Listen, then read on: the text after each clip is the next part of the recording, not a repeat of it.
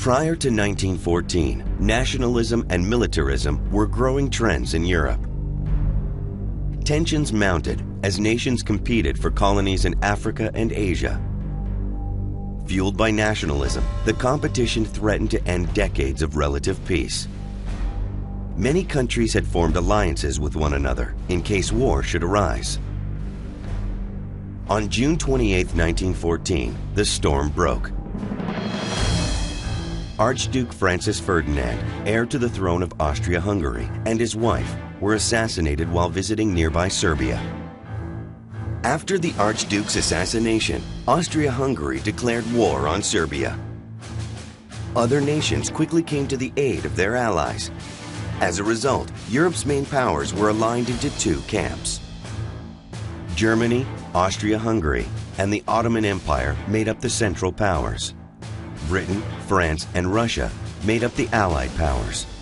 People referred to the war as the Great War because so many countries were involved. The Great War was total war. It wasn't human. It was something bigger than humanity and escaped from human control. Another way to put it is that the machinery of war expanded much more rapidly than did the capacity of human beings to control it. It got out of control. The technology of war had evolved in a deadly way. New weapons like howitzers, machine guns, and mortars were accurate and could kill and injure scores of men at a time from great distances. These new weapons forced soldiers and generals to adopt a new strategy: trench warfare. Long trenches were dug into the ground and were used as camps and posts. The trenches stretched almost 450 miles from the northeastern border of France down to the southeastern border. Soldiers of the Allies and the Central Powers faced each other in these long opposing defensive lines. The space between the two sets of trenches was called no man's land. This desolate landscape was covered with holes from bombs and shells. When generals ordered an attack, soldiers dashed from their trenches across no man's land. But enemy machine guns and artillery ripped through the attackers' lines. Attacks rarely succeeded, and they generally produced tens of thousands of casualties. Poison gas was also a new weapon on the battlefield, one that soldiers dreaded. When armies released mustard and chlorine gas, the chemicals burned and choked soldiers, leaving many dead and others blinded or with scarred lungs. If the wind shifted, these terrible weapons could even hurt soldiers of the army that had used them. Eventually, soldiers on the front lines wore gas masks for protection. Trench warfare became a stalemate. Neither side could dislodge the enemy from its trenches. Then the Allies developed a new weapon: tanks. Tanks were armored vehicles with tracks that allowed them to move over broken ground and even barbed wire. They could be used to cross no man's land, forcing men out of trenches. Tanks packed a punch, but they did have flaws. They only moved about 4 miles an hour, so there was little surprise. Many got stuck in mud. Others broke down and became unable to move. Eventually, spare tanks were kept close to the front lines and used only to deliver spare parts to other tanks. Other new weapons added to the destructiveness of World War I. This was the first war to use airplanes. Planes were used for bombing, photography, and attacking enemy lines. Sometimes, planes fought each other in spectacular battles called dogfights. While the fighting raged in Europe, President Woodrow Wilson attempted to keep the United States neutral. Wilson tried maintaining commerce with countries on both sides, but British blockades stopped ships headed to the Central Powers. Germany countered the British blockade with yet another new weapon. The Germans employed U-boats, or submarines, that could cruise beneath the surface of the water and launch surprise attacks on ships.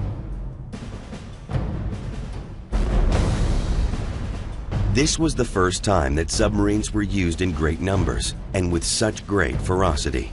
By the end of the war, U-boats had been responsible for sinking 5,000 ships. U-boats attacked any ship thought to be aiding the war effort.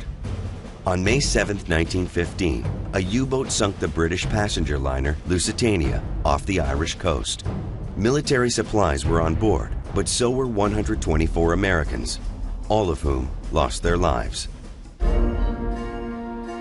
Americans were outraged by the attack. Fearing American entry into the war, Germany halted the U-boat attacks. Then in 1917, 2 German actions changed the mind of President Wilson and most Americans. The first was a telegram sent by Arthur Zimmermann, Germany's foreign minister, to the Mexican government. In it, the Germans asked Mexico to attack the United States. In return, Germany promised that Mexico would get back land it had lost in the Mexican-American War. After the British intercepted the telegram, the note was made public, angering many Americans. The second action came when Germany resumed unrestricted submarine warfare. Once again, American merchant ships were at risk for being sunk at sea. Wilson had seen enough. On April 2, 1917, he asked Congress for a declaration of war. Congress quickly agreed. The country jumped into war mode. World War I was a new kind of war, total war. The military was built up, and factories were switched from making consumer goods to producing weapons and other goods needed for the war effort. The Allies were relieved when the first American forces arrived in France in the spring of 1917.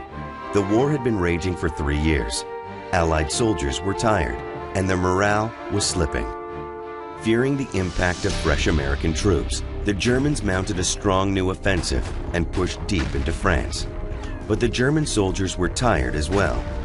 American soldiers gave the Allies the support they needed to push the Central Powers back to their original position. Allied efforts took their toll on the Central Powers. On November 11, 1918, German officials surrendered to the Allies. The war was over and the Allies were victorious, but the price was astronomical. Over 50,000 Americans lost their lives and nearly 230,000 were wounded. About 5 million Allied soldiers and 8 million from the Central Powers died. But the war did not just affect the soldiers and armies fighting. Total war affects everyone. Food and medical resources were cut. Cities were hit by powerful artillery. There was no safe haven.